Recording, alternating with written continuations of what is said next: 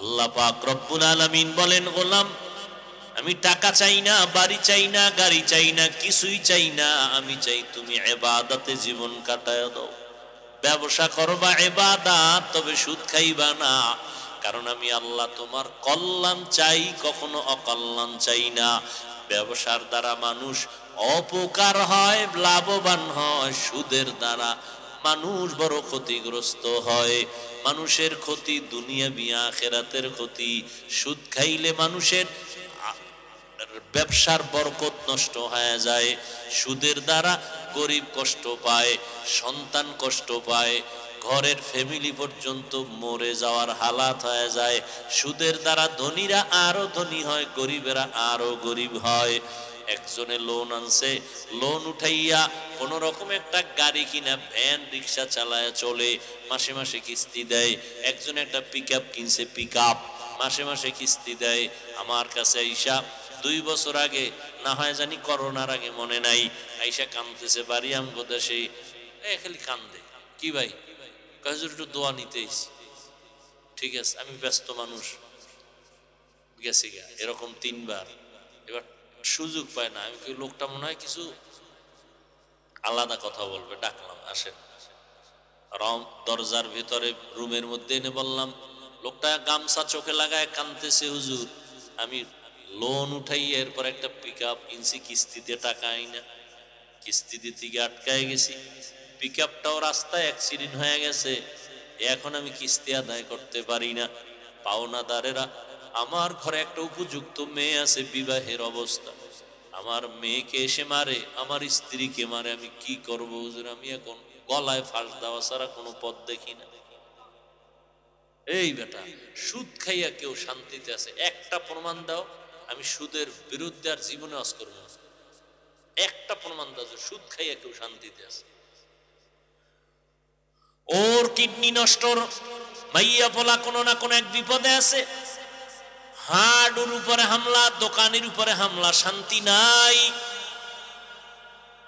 কারণ আমার আল্লাহ পাক মানুষের হালালের মধ্যে বরকত রেখেছেন, হারামে কোনো বরকত রাখেন নাই। এই জন্য হারাম খাইয়া মরার আগেই সে বিছানায় পড়ে যায়, পঙ্গু অবস্থায় কান্না করে। এই যারা মদ পান করে, একটাও ক্যান্সার ছাড়া কবরে যায় না। বিড়ি টাননেওয়ালার গোষ্ঠীরাও ক্যান্সারে মরে।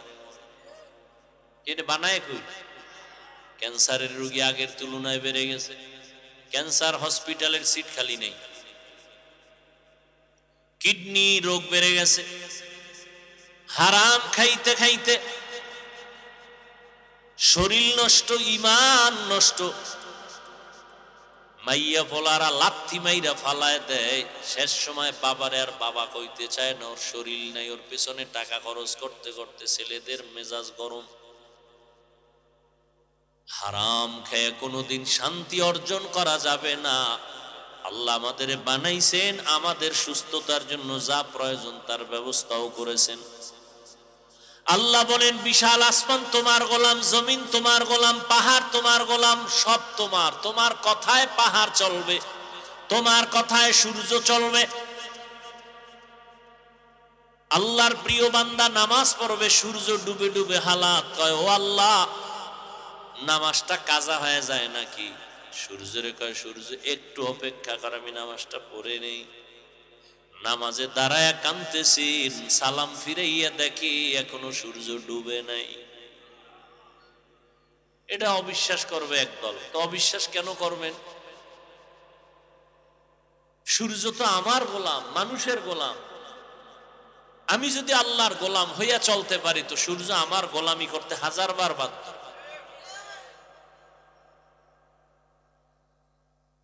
ও আল্লাহর বান্দারা, চাষাবাদ করে, গরুরে ডাইনে কোলে ডাইনে যায়। চাষি যদি গরুটাকে বলে দাঁড়াও, দাঁড়ায়। তাহলে একজন চাষি মূর্খ মানুষ, বেনামাজি, তার কথা গরু শুনেনি, কথা হয় না। তাহলে একজন খাঁটি আল্লাহওয়ালার কথা কেন সূর্য শুনবে না? কেন বাঘ শুনবে না? নদীর মধ্যে পানি নাই, শুকায় গেছে দীর্ঘ বছর, লোকেরা এসে বলে, হযরত বড় একজন আল্লাহর খাস বান্দা, কয় পানি নেই, নদী শুকানো, অনেক বছর চিঠি লিখলেন। কি লেখছেন তিনি জানেন, আল্লাহ জানেন। নিয়ে কয় চিঠিটা নদীর মধ্যে ফেলে দাও। চিঠিটা যখন ফেলে দিয়েছে, শুকনা নদীতে পানির জোয়ার শুরু হয়ে গেছে।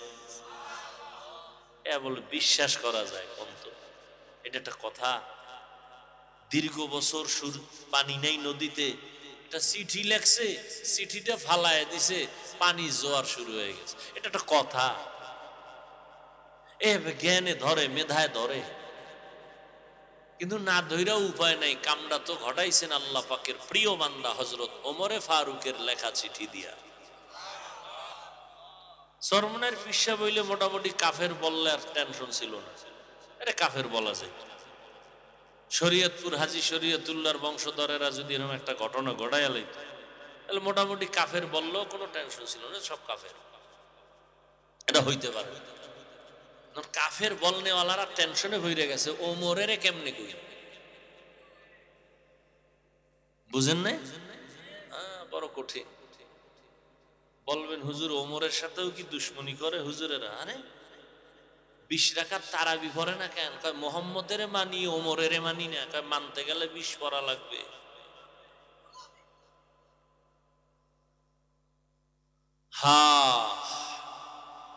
ইবাদতের জন্য আল্লাহ পাঠাইছেন, তোমার মন গড়া ইবাদত চলবে না, ইবাদত করতে হবে নবীর তরিকায়। নবী যেমনে যেমনে শিখাইছেন অমনি ভাবে করো।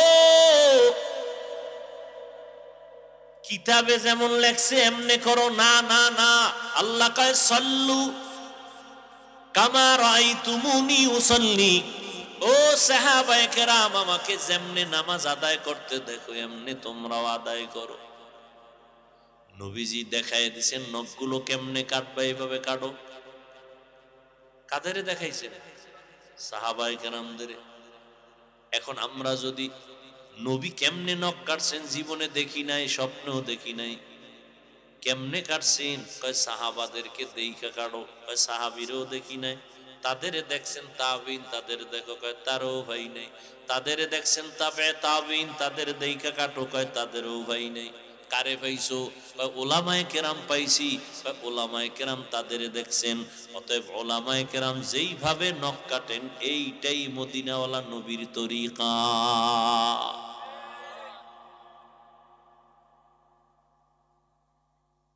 রহমতের নবীর তরিকায় বাথরুমে যাও ইবাদত। নবীর তরিকায় বাথরুমে কেমনে যাব? নবী কেমনে গেছেন তো দেখি না। এখন নবী দেখায় গেছেন, শিখায় গেছেন সাহাবায়ে কেরামদের। কয় সাহাবারেও দেখি নাই। কয় সাহাবায়ে কেরাম শিখায় গেছেন তাবিইনদের, তাদেরও দেখি নাই। তারা শিখাইছেন তাবে তাবিইনদের, তাদেরও দেখি নাই। বলে তারা শিখাইছেন উলামায়ে মুতাকাদ্দিমিন মুতাআখিরিন, এদেরকে শিখাইছেন। এদের দেইখা দেইখা করো। ওলামায়ে কেরামের লাইনে করাটাই মদিনার তরিকা। বাথরুম নবীর তরিকায় করো। কয় কেমনে? কয় আগে দোয়া ভইরা বাম পা দিয়া ভেতরে যাও, খালি পায়ে যাইও না, খালি মাথায় বাথরুমে যাইও না।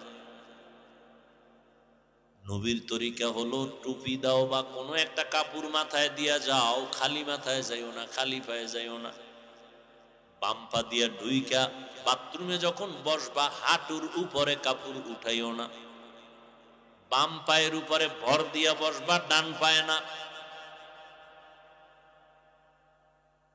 ওখানে এভাবে বাথরুম সেরে আবার বের হও, ডান পা দিয়া বের হও, বের হইয়া দোয়া পড়ো। কারণ বাথরুম হলো অদৃশ্য দুষ্টদের আড্ডাখানা। অদৃশ্য দুষ্ট আছে কিছু, ওরা বাথরুমে থাকে। ওই বাথরুমে যত সময় কাটাইছো এটাও তোমার ইবাদত হবে যদি রাসূলের তরিকায় হয়। নবীর তরিকায় খানা খাও ইবাদত।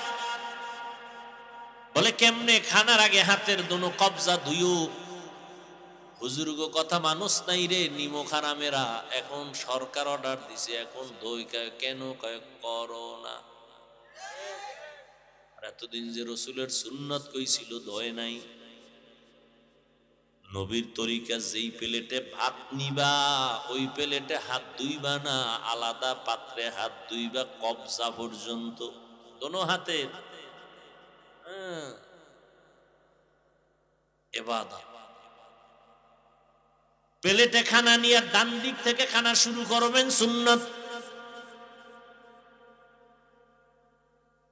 নিচে একটা দস্তারখানা বিছায় নিবেন, সুন্নত। পইরা গেলে খানা উঠায় খাবেন, এটা সুন্নত।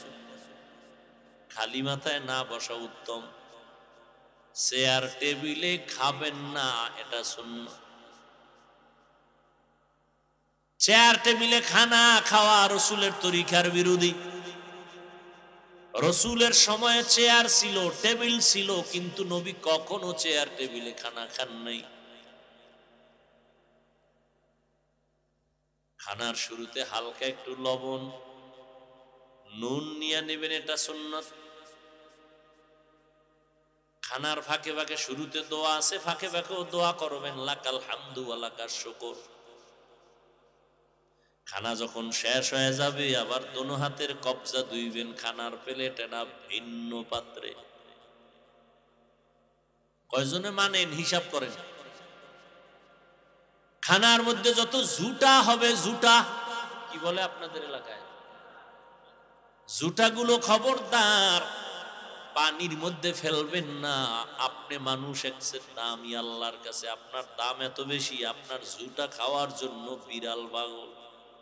দেখছেন, আপনার ব্যবহারী জিনিসটা বৃথা ফালায় দিতে আল্লাহ নিষেধ করছেন। বিড়াল বসে আছে, আপনারটা খাবে, কুকুর বসে আছে খাবে।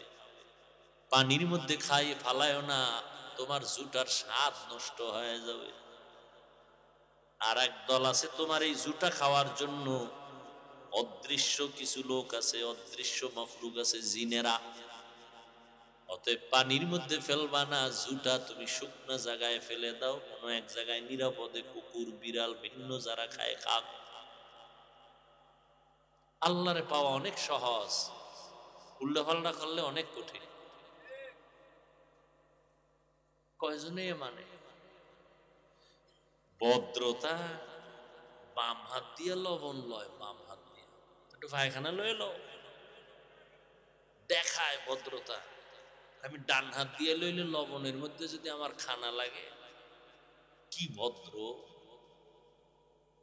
কেমন ভদ্র। কয় ডান হাতে বিড়ি টানে, বাম হাতে চা টানে, ভদ্র। ডান হাতে বিড়ি এটা বরকতের জিনিস, এজন্য ডান হাতে, আর চা টানে বাম হাতে।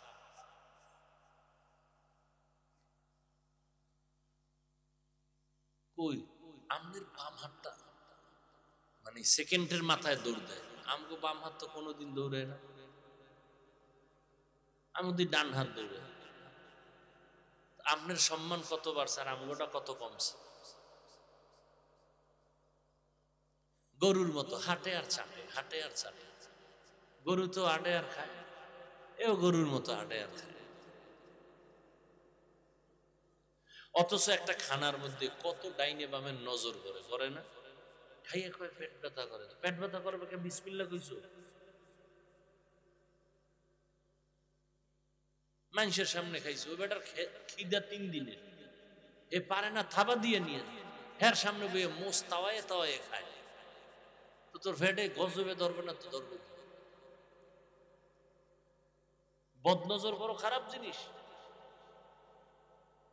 একজনের ফেটে জনমের ক্ষুধা, এর সামনে বইয়ে 3 প্লেট খাইতেছে, আমরা তো মরিয়া যাইতেছে, ও তাকায় দেখতেছে কেমনে খায়, পারে না যাই হুমরি খায় পরে ফেলে দেবে।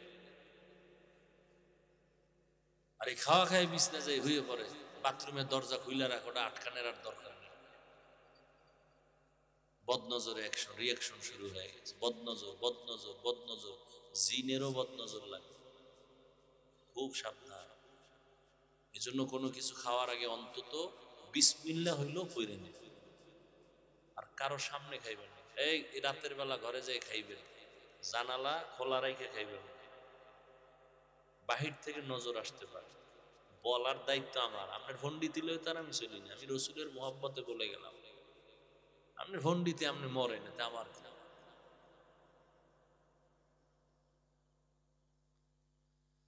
হায়,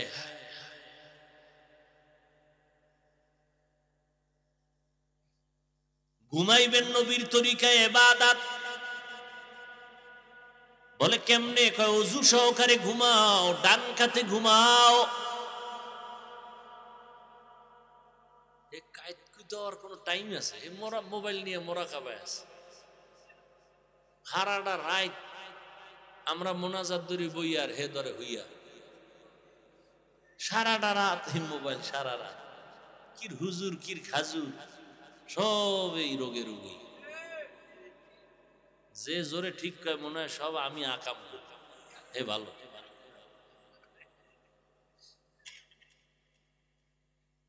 হায় ধ্বংস করে দিল এই মোবাইল পুরা জিন্দেগি, পুরা সংসার, পরিবার।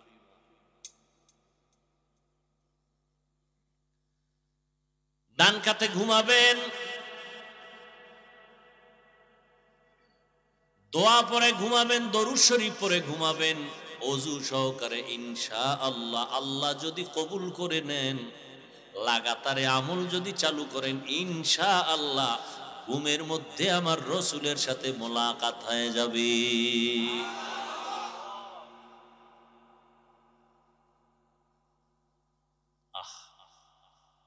অথচ রাতের ঘুম শরীরের বড় নেয়ামত, বড় ঔষধ। মদিনার নবী বলেন, এশার নামাজ পড়ে যদি কেউ ঘুমাও, ঘুম থেকে উঠে যদি আবার ফজরের নামাজ আদায় করো, ঘুমাইয়া যেই সময় কাটাইছো এই সময়টাও নেকের পাল্লায় ওজন করা হবে।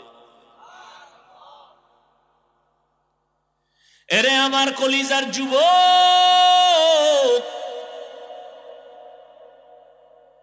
আমি বলি না তুমি আমার মতো হুজুর হইয়া যাও, স্কুল কলেজ বাদ দিয়া মাদ্রাসায় চলে যাও, না না না। তুমি স্কুলে পড়ো, কলেজে পড়ো, চাকরি করো, ব্যবসা করো, কোনো বাধা নাই, সেটাও ইবাদত যদি আল্লাহর জন্য নবীর তরিকায় হয়। তুমি ডাক্তারি পড়তেছো এই নিয়তে যে আমি ডাক্তার হইয়া মানুষের সেবা করব, বেঈমানের মোকাবেলায় চ্যালেঞ্জে আমি দাঁড়ায় যাব। বেঈমান বলবে মুসলমানের সাথে আরি, ডাক্তার দিব না, চিকিৎসা দিব না, ঔষধ দিব না। তুমি মুসলমান ডাক্তার, তখন চ্যালেঞ্জের মোকাবেলায় দাঁড়ায় বলবা, এই বেঈমানের বাচ্চা ইসরায়েলের গোষ্ঠীরা, ওরা যদি আমগো মুসলমানের সার্ভিস না দাও, ডাক্তার হসপিটাল না দাও, ইনশাআল্লাহ আমাদের মুসলমানের জন্য আমরা মুসলমান ডাক্তারেরাই যথেষ্ট। তাহলে ডাক্তারি করা খারাপ? কত দামি একটা ভালো পেশা। ও আল্লাহর বান্দা, লেখাপড়া করো আল্লাহর জন্য, নবীর তরিকা জিন্দা রাখার জন্য। তোমার মতো কত যুবক জীবনে মাদ্রাসায় পড়ে নাই, স্কুলে পড়ে, কলেজে পড়ে, চাকরি করে, RAB, army, police, BDR, doctor, professor, engineer, OC, DC, SP, chairman, member, MP, মন্ত্রী, 5 বেলার নামাজ পড়নেওয়ালা এরকম লোক জেনারেল লাইনে আছে না নাই? তুমি পারো না কেন? আমাকে হুজুর টুজুর বাদ দাও, তোমার লাইনের লোকটা নামাজ পড়ে, চাকরি করে, নামাজ পড়ে, ড্রাইভারি করে, নামাজ পড়ে, কলেজে পড়ে, তুমি পারো না কেন? আল্লাহ জিগাইলে কি জবাব দিবা সেদিন?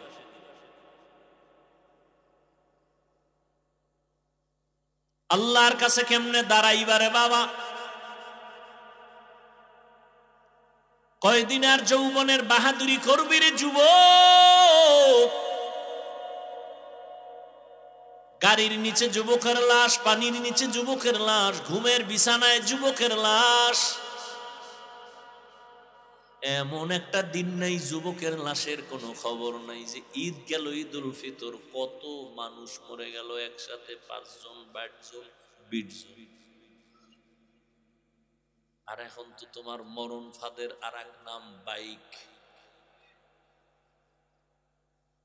ওটার উপরে বইলে কি পরিমাণ যে আগুন বাড়ে, পুরা পশমের গোড়ার থেকে খালি আগুন। ওটার উপরে বইলি মানে মিটার গরম হয়ে যায়। ওরা আস্তে চালাইতে পারে। আর এর মধ্যে থাকে যদি আবার বিপরীত সাইডের মানুষ, যাতে আরো আগুন। কি হায় তুফান যাইতেছে, হায় হায় আল্লাহ হেদায়েত দান। ওয়ামা খালাকুতুল জিন্না ওয়াল ইনসা ইল্লা লিয়াবুদুন।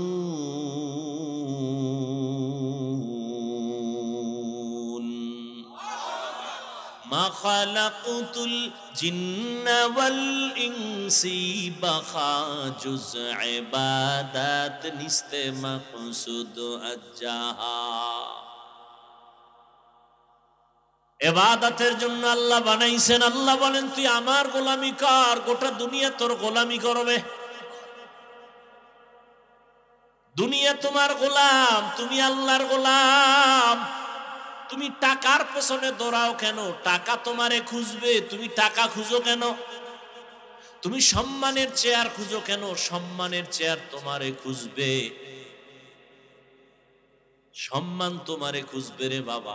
টাকার পেছনে দৌড়াও না, আল্লাহর দেওয়া ইলমের পেছনে দৌড়াও। পয়গম্বরের একজন কলিজার সাহাবী, প্রথম তিনি হলেন নবীজির চাচাতো ভাই, পরে হলেন সাহাবী, পরে হলেন জামাতা। নাম বলতে পারবেননি, নমুনা যা বললাম। কে? হযরত আলী। 7 বছর 10 বছর 9 বছর রসুলের হাতে যাইয়ে এই বয়সে কালেমা পড়ছেন। 7 বছর থেকে 12 বছরের মধ্যে হযরত আলী। মদিনার নবী আলীর গুণগান গায়, কয় আনা দারুল হিকমা ওয়া আলিয়ুন বাবুহা। আমি হলাম ইলম ও হিকমতের ঘর, আর এই ইলমের ঘরের দরওয়াজা আমার হযরতে আলী। হযরত আলী শুকর আদায় করেন। যুবক, ও আল্লাহ, মানুষের সম্মানের চেয়ারে বসতে হলে 2 পুঁজির একটা লাগে, টাকা লাগে, না হয় ইলম লাগে, শিক্ষাগত যোগ্যতা লাগে। মানুষ শিক্ষিত মানুষের সম্মান করে টাকা না থাকলেও, আর শিক্ষিত না কিন্তু টাকা আছে সম্মান করে।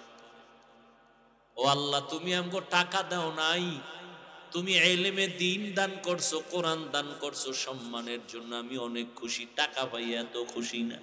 রাজিনা কিসমাতাল জব্বার ফিনা লানা ইলমুন ওয়ালিল আ'দাই মালু ফাইন্নাল মা লা ইয়াফনি আন করিবিন ওয়াইন্নাল ইলমা বাকিন লা ইয়াজালু আল মেরা ইজাজু করদান বেহিসাব খলকেরা দাদান জবাবে বাসাওয়া। হযরত আলী বলেন, আল্লাহ ইলম দিয়েছো, আমি খুশি। টাকা পাইয়া খুশি না, ইলম পেয়ে খুশি, কোরআন পেয়ে খুশি। আর আমরা টাকা পাইলে খুশি, ইলম পাইলে খুশি না। এই জন্য কেউ ইলমের পিছনে দৌড়ায় না। টাকা কেমনে আইবে? ডাক্তার হইলে টাকা আসবে, ইঞ্জিনিয়ার হইলে টাকা আসবে, ইংলিশে কথা বললে টাকা আসবে, কোরআন পড়লে টাকা নাই, সব ফকির। অথচ করোনার মধ্যে ইঞ্জিনিয়ার ঘুমায়, চাকরি নাই। সব ডাক্তারেরা হাত পাও ভেঙে গেছে, কোনো চাকরি নাই। ব্যবসার ব্যবসা বন্ধ, চাকরিজীবীর চাকরি বন্ধ, ফ্যাক্টরি বন্ধ, গাড়ি বন্ধ, ট্রেন বন্ধ, রাস্তা বন্ধ, দোকান বন্ধ, কিন্তু একটা কোরআনের মাদ্রাসাও বন্ধ হয় নাই। চেয়ারম্যান সব চেয়ারে বইছে কয় বছর, এরপরে পায়া উলিতে খাইয়া ফেলায়, শেষ, এটার পাওয়ার নাই। আর একজন কোরআনওয়ালা চেয়ারে বসছি, এই চেয়ারের কোনো মেয়াদ নাই। আছে? এই চেয়ারের মেয়াদ আছে? বড় হুজুর এই চেয়ারে বইলে কোন এমপি বইব এই চেয়ারে? খবরদার খবরদার, হুজুরের চেয়ারে বলা যাবে।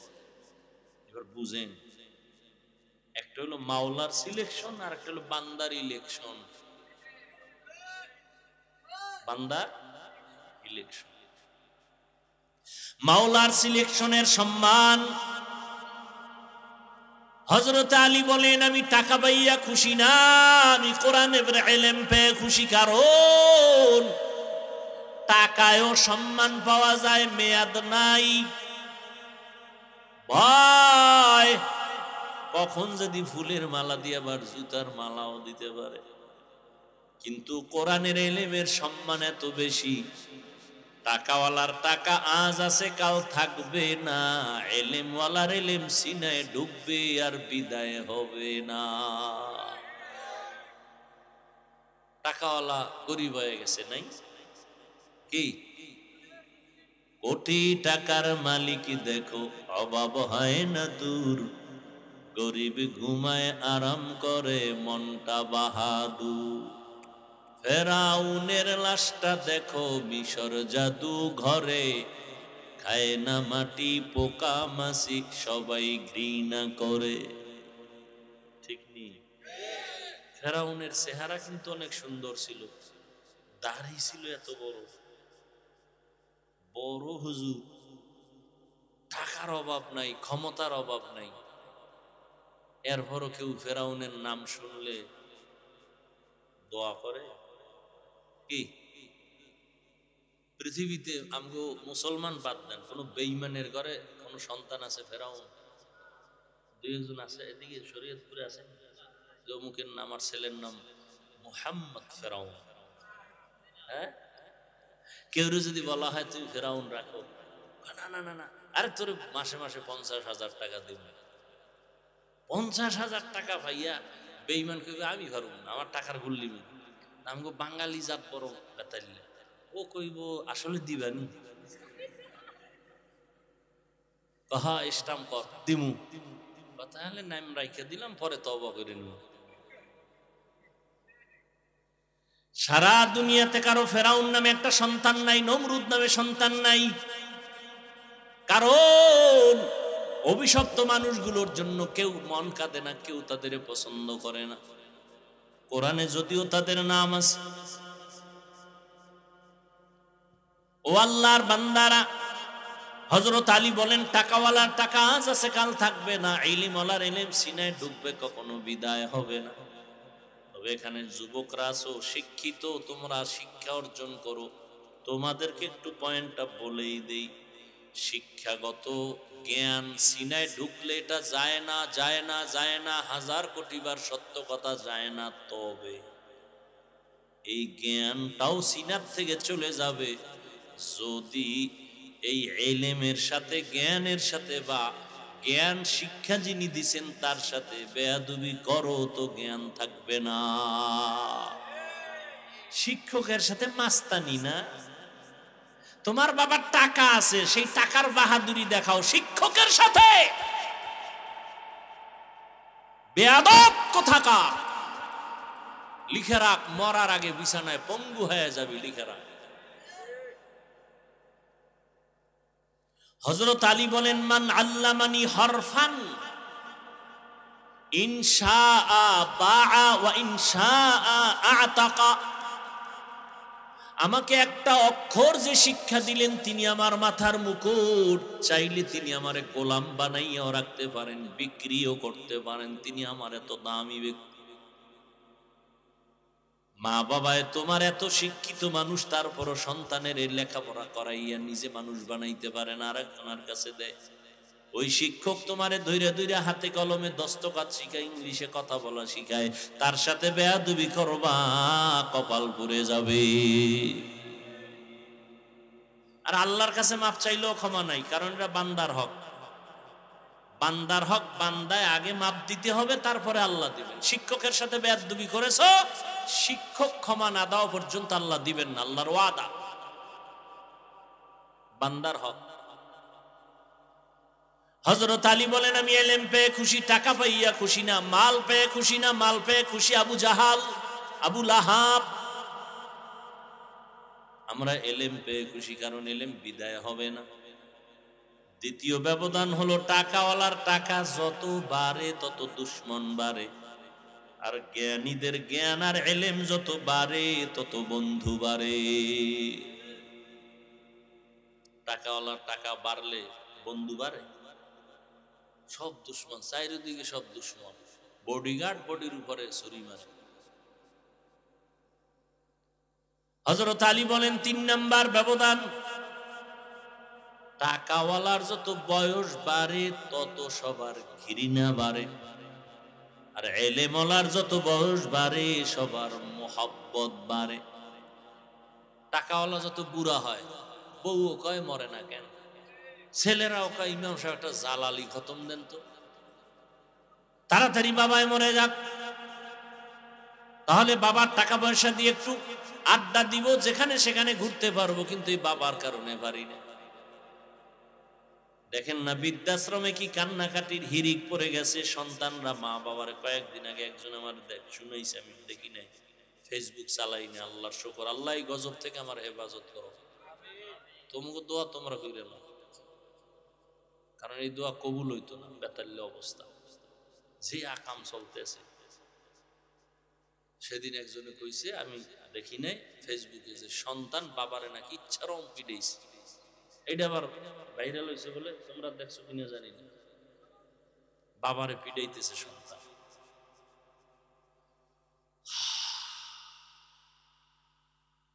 টাকাওয়ালার যত বয়স বাড়ে, যত বুড়া হয়, তত ঘৃণা বাড়ে, স্ত্রীও ঘৃণা করে, সন্তানেরাও ঘৃণা করে। খানা নাই, কেউ খানা আগাইয়াও দেয় না।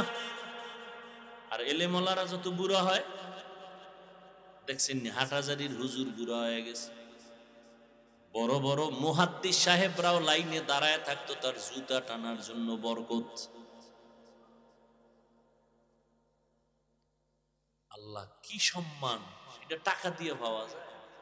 ইলমেরা ইজাজ করদান বেহিসাব, খলকেরা দাদান জবাবে বাসওয়াব। আমি এতটুকু বলি না যে তুমি কোরআন পড়লেই আলেম হইতে না, তুমি জেনারেল লাইনে পড়ো, কোরআন শরীফটা ফাঁকে ফাঁকে পড়ে নাও, ৫ ওয়াক্ত নামাজ পড়ো, দেখবা সম্মান কাকে বলে। টাকা লাগবে না। তুমি বলো হুজুর আমার ঘুষ না দিলে চাকরি হয় না, বেটা ধৈর্য ধারণ কর, নামাজ পড়, মা বাবার দোয়া নিয়ে চল। কিসের ঘুষের টাকা দিবি? আল্লাহ এমন জায়গায় নিয়ে যাবে, ও ঘুষ দিয়া যা পাবে, তুই ঘুষ ছাড়া তার ১০০ গুণ বেশি টাকা মাসে কামাই করবে, আল্লাহ দিবে। তোর সমস্যাটা কি? আমাকে যে চাকরি নেই, সার্টিফিকেট নেই, আমরা কি না খায় মরছি? কেউ কোন হুজুর মরছে না খায়? তো সার্টিফিকেটের জন্য বাপেও পাগল, মায়েও পাগল, তুইও পাগল। চাকরি না করলে খাইবে কি? তা আমরা হুজুরেরা কি খাই? তোমরা ভাত খাও, আমরা গমের ধানের সিটা খাই। আমগো তো ভালো খায় কোন চোরারা এই দুনিয়া।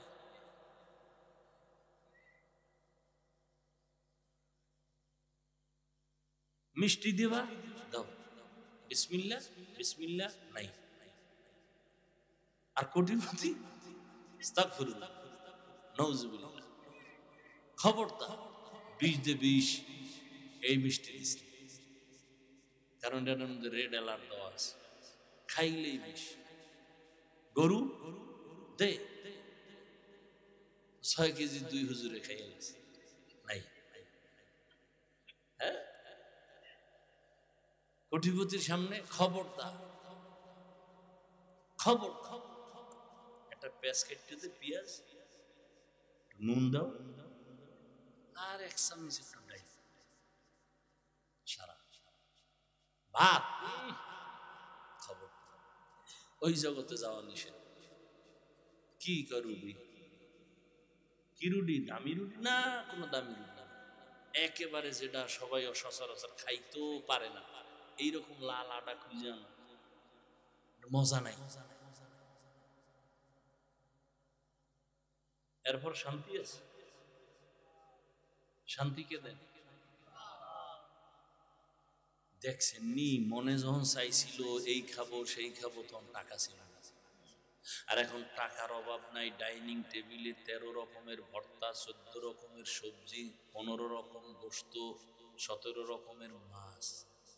খালি দেখা ডাক্তার কাছে জিব্বায় বাড়ি দিবি, কিন্তু ভিতরে ঢুকাবি না। খবরদার, ঢুকাইলি দেখবি রাতের ঘুম হারাম। খবরদার, বড় কঠিন জিনিস। আমগো দাওয়াত দেয়, না খাইলে বেজার হয়। খাইতে বইয়া কত রকম পোলাও, বিরিয়ানি, কত কিছু। হুজুরে পিছেও চায় না, খালি মারতেই আছে। মুন্সি মোল্লা হাফেজ কারি এক রাইতে খায় 3-4 বাড়ি। রমজানে তো ডায়েরি দেওয়া লাগে। রমজানে ইফতারি এক ঘরে, ইফতারি পরে আর এক বাড়ি, সাহারি 2-3 বাড়ি, বাড়ি তো পুরা ফুল। মসজিদের সেক্রেটারি দাওয়াত দিছিল, টাইম পায় না, খাওয়াই না, এর লগে হের আগে মসজিদ আয় না, খাইতে গেল না কেন হুজুরি? আমি কাউকে নিচু করতে চাই না, যে আল্লাহ পাক সম্মান দিলে যে এটা মজবুত হয়, এটার স্থায়িত্ব এটা বুঝাইতেছে। দুনিয়ার পিছনে ঘুরেন কেন? টাকার পিছনে ঘুরেন কেন? টাকা আপনার পিছনে আসবে, আপনি আল্লাহকে খুঁজেন। গুলশানে এক হাজী সাহেবের সাথে দেখা হয়েছে, নাম কইলে অনেক বড় লোকেরা চিনে ফেলতে পারে। বিশাল হাজী সাহেব, যেমন হাজী তেমন জামা, তেমন তাকবিরুল্লাহর সাথে নামাজ। 110 কোটি টাকা, কত প্রত্যেক মাসে 110 কোটি টাকা দেয় গ্যাস বিল সরকারের। কয় টাকা দেয়?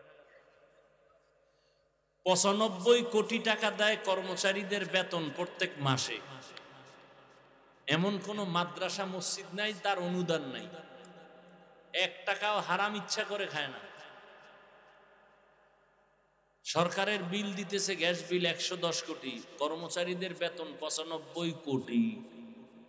খালি চাইয়ে রইলাম যেটা মানুষ না আর কিছু। হাজী সাহেব পরে কয়, হুজুর আমি আপনার তো বয়ান হইনি। আমার লাগে প্রথম দেখা গুলশান, আমার ফ্যামিলি আপনারে মহব্বত করে, বয়ান শুনে। দেখেন ভালো মানুষ এখনো আছে। এই RAB, army, police, BDR, OC, DC, SP, এদের মধ্যে এমন কোন লোক নাই যে জীবনে মইরা গেল 1 টাকা হারাম খায় না? নাই। আমাকে হুজুর টুজুর লাগবে না, তোমারে জুতা দিয়ে ফিডাইতে তোমার লাইনের লোক আল্লাহ দাঁড় করায় বলবে, তোর পাশের লোকটা হারাম খায় না, তুই খাইলি কি? একটু অন্তরটা বুঝাও না বাবা। আমরা টুপি পরছি, দাড়ি রাখছি, নামাজ পড়ি, মাথায় টুপি দিলে গরম হয় কি আমরা বুঝি না? দাড়ি রাখলে যৌবনের ভাব চলে যায়, তোমার থেকে তো কম বুঝি না। লম্বা জামা পরলে শরীর গরম লাগে, সব বুঝি। মানুষ আমাকে গালি দেয় ইচ্ছা রকম, আর আমারে যে কি পরিমাণ দেয় এটা তো তোমরা জানো। ফেসবুকের যারা গোলামি করো সবাই জানো কি পরিমাণ আমারে মানুষ দোয়া দিতেছে ফেসবুকে, ইচ্ছা রকম। কই আল্লাহর শুকর, সম্মান তো কমে নাই, মইরা তো যাই নাই। তুমি কেন দিনের পথে চলবা না? তোমাকে তো বলি না কওমি মাদ্রাসায় আসো, তাবলিগে আসো, চরমনায় যাও, একবার তো বলি না। তুমি স্কুলে পড়ো, কলেজে পড়ো, চাকরি করো, ব্যবসা করো, রসুলের তরিকায় চলো, মা বাবার দোয়া নাও, ওলামাদের পরামর্শ নিয়ে 5 ওয়াক্ত নামাজ পড়ো, বাস। দেখো তোমার সম্মান, শিক্ষকেরা দোয়া করবে, মা বাবা দোয়া করবে, মুরব্বীরা দোয়া করবে। কি এরকম যুবক ছেলে নাই স্কুলে পড়ে 5 ওয়াক্ত নামাজ পড়ে নাই, কলেজে পড়ে 5 ওয়াক্ত নামাজ পড়ে নাই? বাস, আর আমাদের দিকে তাকানোর দরকার নাই। তুমি তোমার লাইনের ছেলেটার দিকে তাকাও, মনেরে বুঝাও যে আমার মতো ছেলে যদি স্কুলে পড়ে নামাজ পড়ে আমি কেন পারি না? আমার মতো যুবক যদি রাস্তায় গাড়ি চালায় নামাজ পড়ে আমি কেন পারি না? আমার মতো যুবক যদি কৃষি কাজ করে নামাজ পড়ে আমি কেন পারি না? আমার মতো যুবক যদি শ্রমিকের কাজ করে, নদীতে মাছ ধরে নামাজ পড়ে আমি কেন পারি না? তাহলে আমার উপরে আল্লাহ বেজা। তওবা করে নেই, আর নামাজ ছাড়ব না, মা বাবাকে কষ্ট দিব না, ওলামায়ে কেরামের পরামর্শ নিয়ে নবীর তরিকায় চলবো। কি নিয়ত করা যায় না? আল্লাহ হেদায়েতের মালিক। তুমি আজকে এখানে আছো সুস্থ, কালকে তো এমনও ঘোষণা হতে পারে নাই, তুমি কি হতে পারে না? পারে। তোমার শরীরে কোনো রোগ নাই, তুমি মনে করতেছো আমি আরো 100 বছর বাঁচবো, আমার কোনো রোগই নাই। হঠাৎ করে বুকে ব্যথা উঠছে, মাকে বললাম মা আমার ব্যথা করে বুকে, ধরো। 5 মিনিটে দেখে প্রাণ পাখি চলে গেছে। ডাক্তার সবাই বলে এটা আমার ছেলের কোনো রোগ নাই, মরলো কেন? নতুন করে একটা রোগের জন্ম হয়েছে, হঠাৎ রোগ। নাম কি? নাম কি? স্ট্রোক। শেষ জায়গায় শেষ। ব্রেন স্ট্রোক, হার্ট স্ট্রোক, শেষ। বিছানায় যখন ঘুমাও, বাতি নিভাইয়া দিছো, কেউ নাই রুমে, দরজাও বন্ধ, জানালাও বন্ধ, কানের ভিতরে গানের তার লাগানো। একটা মিনিট চিন্তা করো, যদি ঘুমের ভিতরে আজরাইল আইসা পড়ে। এই যুবকেরা, ঘুমের মধ্যে মরে না মানুষ? তোমার ঘরে আজরাইল আইতে পারে, চিনে না? তোমার রুমে যদি ঢুইকে দেখে তোমার গানের তার লাগানো কানে, বেঈমানেরে বুঝাইলেও বুঝে ফেলতো, তওবা করতো, তুমি বুঝো না কেন? তুমি তো আল্লাহ মানো, নবী মানো, কোরআন মানো, হাদিস মানো, তোমাকে বুঝাইতে তো কষ্ট হয় কেন আমাদের? তুমি মানো না কেন? তোমার মতো বহু যুবক আছে, চরিত্র ভালো, একটা নেশা পান করে না, কোনো নেশায় নাই, কোনো আড্ডায় নাই, এরকম ভালো যুবক নাই? তা তুমি তার মতো হতে পারো না? তুমি কাজী নজরুল হতে পারো না? কবি নজরুল হতে পারো না? তুমি মরে গেলে ইতিহাসের বই আকারে ছাপানো হবে, এডিশন তৈরি হবে। তুমি নিজেকে নিয়ে ভাবো না কেন? তুমি ভালো একজন ডাক্তার হও, বাংলাদেশ কেন তোমাকে বিদেশে হায়ার করে নিয়ে যাবে, তোমার সুনাম, তোমার আদর্শ, তোমার চরিত্রের কারণে। তোমার মোবাইল চালানো ছাড়া আর কোনো কাম নাই? আল্লাহ সব ভাইকে হেদায়াত দান করুন। আলহামদুলিল্লাহি রাব্বিল আলামিন, ওয়াসসালাতু ওয়াসসালামু আলা সাইয়্যিদিল আমবিয়াই ওয়াল মুরসালিন ওয়া আলা আলিহি ওয়া আসহাবিহি আজমাইন। ইয়া আরহামার রাহিমিন, ইয়া আরহামার রাহিমিন, ইয়া আরহামার রাহিমিন। রব্বিরহামহুমা কামা রাব্বায়ানি সগীরা। আল্লাহুম্মা ইন্নাকা আফুউন কারীম তুহিব্বুল আফওয়া ফা'ফু আন্না। ইয়া আল্লাহ, কোরআন সুন্নাহর আলোকে কিছু অল্প খোলামেলা কথা বলছি আপনার বান্দাদের সামনে। আয় আল্লাহ, আমাদের আপনি কবুল করে নেন, কথাগুলোর ভুল ত্রুটি ক্ষমা করে দেন, আমলের জন্য আমাদের সবাইকে তৌফিক দান করেন, এলাকায় শান্তি দান করেন, ঘরে ঘরে সুন্নতের বাতি জ্বালায় দেন, মা বোনদের আবেদা বানায় দেন, সন্তানগুলো নেককার বানায় দেন। আয় আল্লাহ, সারা দুনিয়াবাসীকে মাফ করে দেন। আয় আল্লাহ, ফিলিস্তিনের মুসলমানদের উপর রহম করেন, ইসরায়েলের জালেমদের জুলুম থেকে হেফাজত করেন, বিদেশের ঘরে যারা চাকরি করে, ব্যবসা করে, হেফাজত করেন। আল্লাহ, বাংলাদেশ শান্তির দেশ বানায় দেন, মা বোনদের আবেদা বানায় দেন, সন্তানগুলো নেককার বানায় দেন। আয় আল্লাহ, সব ব্যবসা চাকরি যারা করে কামাই রুজিতে বরকত দান করেন, অভাবীদের অভাব দূর করে দেন, সুন্নতলা জিন্দেগি দান করেন, নবীজির রওজা বাইতুল্লাহ জিয়ারতের তৌফিক দান করেন। আয় আল্লাহ, ইলম হিকমত আমলে বরকত বাড়ায় দেন, রিয়া হাসাদ কিবির দূর করে ইখলাস দান করেন। আমার কলিজার প্রত্যেকটা যুবকের দিনের খাদেম বানায় দেন, লেখাপড়া পরীক্ষায় কামিয়াবি দান করেন। আয় আল্লাহ, আদর্শবান যুবক হিসাবে কবুল করে নেন, মা বাবার সাথে বাধ্যগত বানায় দেন, আদবওয়ালা জিন্দেগি দান করেন, বেয়াদবির থেকে হেফাজত করেন, ওলামা তোলাবা উম্মতের অন্তরে ইজ্জত মুহাব্বত বাড়ায় দেন, চলার পথে হেফাজত করেন, জাহিরি বাতিনি দুশ্মন থেকে হেফাজত করেন। আল্লাহ, আয় আল্লাহ, নবীজির মুহাব্বতে কবুল করে নেন। আয় আল্লাহ তাআলা, ঘরে ঘরে আপনি শান্তি দান করেন, আমাদের মা বাবা মুরব্বী যারা কবরে জান্নাতের ফয়সালা করে দেন, যারা বেঁচে আছেন হায়াত বাড়ায় দেন, অসুস্থ যারা সুস্থ করে দেন। আয় আল্লাহ, আমাদের সবার দিলের নেক আশা পূরণ করে দেন। আয় আল্লাহ, নবীজির মুহাব্বতে আমাদের কবুল করে নেন। হাসবুনাল্লাহু ওয়া নি'মাল ওয়াকিল, নি'মাল মাওলা ওয়া নি'মান নাসির। সাল্লাল্লাহু তাআলা আলা খাইরি খালকিহি মুহাম্মাদিন ওয়া আলিহি ওয়া আসহাবিহি আজমাইন বিরহমাতিকা ইয়া আরহামার রাহিমিন।